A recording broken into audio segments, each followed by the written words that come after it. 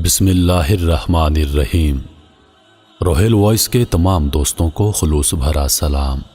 میں ہوں روہیل خان اور آپ دیکھ رہے ہیں روہیل وائس چینل۔ محترم عزیز دوستو، آج کا ہمارا موضوع کہ قرآن پاک کو ترتیب کیسے کیا گیا، تو چلیے بڑھتے ہیں آج کی اس خوبصورت ویڈیو کی جانب۔ نبی کریم صلی اللہ علیہ وآلہ وسلم کے صحابہ کرام نے قرآن مجید کو کتاب کی صورت میں محفوظ کرنے میں اہم کردار ادا کیا۔ خلیفہ اول حضرت ابو بکر صدیق رضی اللہ تعالی عنہ کے دور خلافت میں قرآن پاک کو ترتیب دیا گیا۔ نزول وحی میں بے شک سورۃ العلق کی پہلی 5 آیات نازل ہوئیں، مگر وہ وہی اعلان نبوت کے پیش نظر تھیں۔ نزول قرآن پاک کا باقاعدہ آغاز 610 ہجری رمضان المبارک کے مہینے میں شروع ہوا۔ حضرت جبریل امین علیہ السلام اللہ تعالیٰ کی جو بھی آیات لاتے انہیں محفوظ کر لیا جاتا۔ نازل ہونے والی یہ کتاب دور قدیم سے زمانہ حاضر تک اپنی اصلی حالت میں محفوظ ہے، جیسا کہ اس سے پہلے انبیاء پر نازل ہونے والی کتابوں کو یہ خصوصیت حاصل نہیں ہے۔ اصحاب رسول صلی اللہ علیہ وسلم بہت عظیم شخصیات گزری ہیں، کیونکہ انہوں نے قرآن پاک کی تحریری صورت میں محفوظ کرنے میں اہم کردار ادا کیا۔ اب ہم اس بات کے تاریخی پس منظر پر روشنی ڈالتے ہیں۔ ابتدا میں جب روح الامین حضرت جبریل علیہ السلام قرآنی آیات لے کر حاضر ہوتے تو انہیں پاک کپڑے، کاغذ کے ٹکڑوں، ہڈیوں اور حلال جانوروں کے چمڑے پر لکھ دیا جاتا۔ 42 کاتب اس پر مامور تھے، لیکن چونکہ یہ مجموعہ ایک جگہ پر نہ تھا، یعنی مختلف چیزوں پر لکھا ہوا تھا۔ البتہ جب حضرت جبریل علیہ السلام کوئی آیت لے کر حاضر ہوتے تو وہ واضح طور پر اس بات کی بھی نشاندہی کرتے کہ اس آیت کو کون سی صورت میں اور کس آیت کے ساتھ لکھنا ہے۔ اب چونکہ لکھنے میں یہ آیات مختلف چیزوں پر تحریر تھیں، لہذا جیسے ہی وحی کا نزول ہوتا اور جو ترتیب اس میں بتائی جاتی، کچھ صحابہ کرام جو پڑھے لکھے تھے وہ اسے حفظ کر لیتے۔ اس طرح قرآن پاک کی صحیح ترتیب تحریر کے بجائے صحابہ کرام کو ذہن نشین کروائی گئی۔ لیکن حضرت ابو بکر صدیق رضی اللہ تعالی عنہ کے دور خلافت میں جنگ یمامہ کے دوران 70 ایسے صحابہ کرام شہید ہو گئے جو حافظ قرآن تھے، اور یہ ایک بہت بڑا نقصان تھا۔ جب اس امر کی خبر حضرت عمر بن خطاب رضی اللہ تعالی عنہ کو ہوئی تو انہیں قرآن پاک کی تا قیامت تحویل کا خدشہ لاحق ہوا، اور انہوں نے اس مسئلے کے متعلق حضرت ابو بکر صدیق رضی اللہ تعالی عنہ سے بات کی، اور متفقہ طور پر یہ فیصلہ کیا گیا کہ قرآن پاک کو ایک مجموعے کی صورت میں تحریر کیا جائے۔ اس زمانے میں پڑھا لکھا ہونا ایک عظیم مہارت تھی، لیکن بہت کم لوگ اس مہارت کے حامل تھے۔ چنانچہ 12 کاتبوں کا ایک وفد تشکیل دیا گیا، جس کے سربراہ حضرت زین ابن ثابت رضی اللہ تعالی عنہ تھے۔ انہوں نے قرآن مجید کی تحریر کا کام شروع کیا۔ ان اصحاب کرام میں حضرت عثمان بن عفان رضی اللہ تعالی عنہ، حضرت علی بن ابی طالب رضی اللہ تعالی عنہ، طلحہ بن عبید اللہ رضی اللہ تعالی عنہ، عبداللہ ابن مسعود رضی اللہ تعالی عنہ، خالد بن ولید رضی اللہ تعالی عنہ، حضرت حذیفہ رضی اللہ تعالی عنہ اور حضرت سلیم رضی اللہ تعالی عنہ شامل تھے۔ آپ سب حضرت عمر رضی اللہ تعالی عنہ کے گھر تشریف لائے اور تمام تر دستاویزات جن پر قرآن پاک کی مختلف صورتیں درج تھیں اپنے ہمراہ لیں۔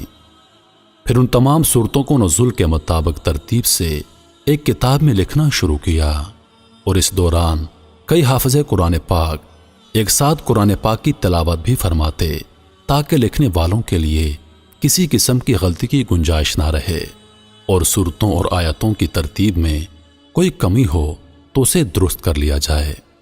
لہذا وہ تمام آیات جن میں کائنات کی تخلیق، تمام مخلوقات کی تخلیق، روز قیامت، زمانہ جاہلیت اور سابقہ اقوام کے عقیدوں کے احوال، اسلام سے قبل عبادتوں کا مجموعہ، اور اللہ تعالیٰ کے وہ تمام تر احکامات جو اہل ایمان اور تمام انسانیت کے لیے ہیں، انہیں ایک کتاب میں لکھ دیا گیا۔ یہی وہ آیات تھیں جن کی حضرت جبریل علیہ السلام نے تعلیم فرمائی تھی۔ اس میں کسی قسم کی رد و بدل کے بغیر انہیں اپنی اصلی حالت میں محفوظ کیا گیا جو آج تک محفوظ ہیں۔ آیات قرآن کریم میں درج ایک جملے کو کہا جاتا ہے اور صورتیں قرآن پاک کے ایک مکمل حصے کو کہتے ہیں۔ ان صورتوں میں بعض اوقات ایک قوم یا زمانے کا مکمل ذکر ہوتا ہے اور بعض میں احکامات خداوندی۔ مجموعی طور پر قرآن پاک میں 6236 آیات 114 صورتیں ہیں جن میں الفاظ کا مجموعہ تقریباً 3,23,000 ہے۔ قرآن پاک کو ترتیب دینے کے بعد سعید ابن عاص رضی اللہ تعالی عنہ جو کہ ایک ماہر خطاط تھے، انہیں قرآن پاک کو خوبصورت لکھائی میں لکھنے کو کہا گیا۔ انہوں نے قرآن پاک کو ہرن کی کھال کی صفحات پر لکھنا شروع کیا۔ سعید ابن عاص رضی اللہ تعالی عنہ نے جس لکھائی میں قرآن پاک لکھا وہ حضرت اسماعیل علیہ السلام کا طریقہ خطاطی تھا جو کہ ایک طویل عرصے سے حجاز میں رائج تھا۔ اس لیے صحابہ کرام نے اسی لکھائی کو منتخب فرمایا۔ اس طریقے لکھائی کو آج ہم عربی کہتے ہیں، اس دور میں بھی اسے عربی ہی کہا جاتا تھا کیونکہ یہ عربوں کا قدیم ورثہ تھا۔ جب سعید ابن عاص رضی اللہ تعالی عنہ قرآن پاک مکمل کر چکے تو صحابہ کرام نے ایک بہت بڑے اجتماع کا انعقاد کیا جس میں ایک وسیع تعداد میں حافظ صحابہ کرام نے شرکت کی۔ ان کے سامنے قرآن پاک کی تلاوت فرمائی گئی تاکہ اگر کوئی غلطی ہو تو اسے درست کر لیا جائے۔ یہ قرآن پاک ہر قسم کی غلطی سے پاک تھا اور وہی سب لکھا تھا جو نبی کریم صلی اللہ علیہ وسلم اپنے صحابہ کرام کو حفظ کروا چکے تھے، لہذا کوئی اعتراض نہ اٹھایا گیا اور 33,000 صحابہ کرام کی اس جماعت نے یہ تصدیق کی کہ یہ قرآن پاک حرف بحرف درست حالت میں موجود ہے۔ اس قرآن پاک کا نام مشف رکھا گیا جس کا مطلب ہے تحریری آیات۔ اب مشف کو حضرت عمر بن خطاب رضی اللہ تعالی عنہ کی تحویل میں دے دیا گیا جیسا کہ پہلے تھا، اور آپ کے وصال کے بعد مشف حضرت عمر رضی اللہ تعالی عنہ کی بیٹی اور حضرت محمد مصطفیٰ صلی اللہ علیہ وسلم کی زوجہ محترمہ حضرت حفصہ رضی اللہ تعالی عنہ کی تحویل میں دے دیا گیا۔ لیکن اس قرآن پاک کے مطابق اس کی کچھ کاپیاں بھی بنائی گئی تھیں جو دیگر اصحاب کے پاس موجود تھیں۔ اس کے بعد خلیفہ سوم حضرت عثمان غنی رضی اللہ تعالی عنہ کے دور میں جنگ ارمینیا کے دوران دمشق اور عراق کے لوگوں نے قرآن پاک کی تلاوت یعنی اس کی قرات کے حوالے سے اعتراضات اٹھائے اور اس معاملے کے حل کے لیے حضرت حذیفہ رضی اللہ تعالی عنہ کو حضرت عثمان غنی رضی اللہ تعالی عنہ کی خدمت میں بھیجا گیا۔ چونکہ اس وقت عرب میں 7 مختلف زبانیں بولی جاتی تھیں، لہذا قرآن پاک کو ہر کوئی انہی کی زبان میں پڑھ لیتا تھا تاکہ انہیں پڑھنے میں کوئی دقت نہ ہو اور بآسانی سمجھا جا سکے۔ لہذا اس مسئلے میں بھی ایک وفد مقرر کیا گیا۔ اس وفد کو تشکیل دینے کا مقصد یہ تھا کہ ایک جامع طریقہ تلاوت مقرر کیا جائے، یعنی تمام عالم ایک ہی تلفظ سے تلاوت کریں۔ چونکہ اس وقت عرب میں 7 مختلف زبانیں بولی جاتی تھیں، ان میں الفاظ کی ادائیگی کا فرق تھا، جیسا کہ آج ہم لوگ زوات پڑھ لیتے ہیں اور یہ عربی طریقہ تلفظ ہے۔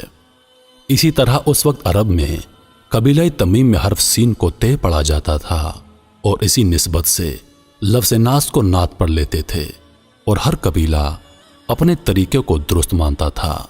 البتہ اس سے معنی تبدیل ہونے کا کوئی خدشہ لاحق نہ تھا، مگر پھر بھی حضرت عثمان رضی اللہ تعالی عنہ نے دیگر صحابہ کرام سے مشاورت کے بعد یہ فیصلہ کیا کہ اس جھگڑے کو ختم کرنے کے لیے ایک طریقہ تلفظ مقرر کیا جائے تاکہ تمام دنیا کے لیے کسی غلط فہمی کی گنجائش نہ رہے۔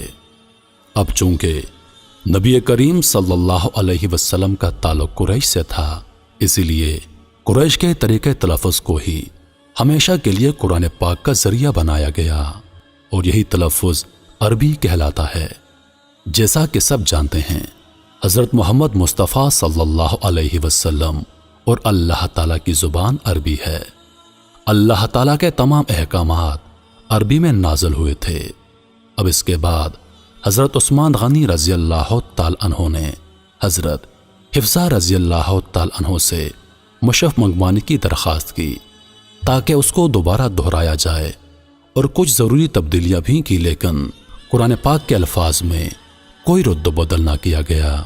وہ تبدیلیاں یہ تھیں: قرآن پاک کی صورتیں الگ الگ کر کے لکھی گئیں اور آیات کو بھی باقاعدہ لائنوں میں لکھا گیا، جو کہ پہلے نہیں تھا، اور مشف اس طریقے کے مطابق لکھا ہوا تھا جیسا کہ حضرت جبریل علیہ السلام وہی لے کر حاضر ہوتے تھے، مگر عثمان رضی اللہ تعالی عنہ نے صورتوں کو ان کے آیات کے مطابق ترتیب نزولی میں لکھا، یعنی بڑی صورتیں پہلے، پھر ان سے چھوٹی، اور اس طرح آخر تک۔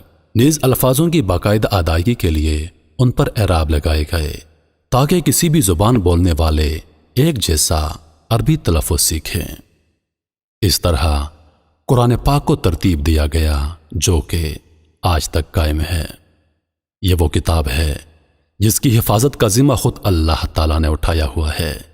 نزول سے لے کر اب تک یہ کتاب اپنی اصلی حالت میں موجود ہے، اور قیامت تک یہ کتاب اپنی اصلی حالت میں موجود ہوگی۔ میں امید کرتا ہوں کہ ویڈیو آپ دوستوں کو پسند آئی ہوگی۔ ویڈیو پسند آ جائے تو لائک اور شیئر ضرور کر دیجیے گا، اور آنے والی نئی ویڈیوز کے لیے ہمارے چینل کو سبسکرائب کر دیں، اور ساتھ میں موجود گھنٹی کے بٹن کو ضرور دبا دیں تاکہ ہماری ہر نئی آنے والی ویڈیو سب سے پہلے آپ تک پہنچے۔ مجھے دیجیے اجازت۔ سانسوں نے وفا کی تو اگلی بار ایک اور ویڈیو لے کر آپ کی خدمت میں حاضر ہوں گا۔ تب تک کے لیے خدا حافظ۔ اللہ پاک آپ سب کا حافظ و نگہبان۔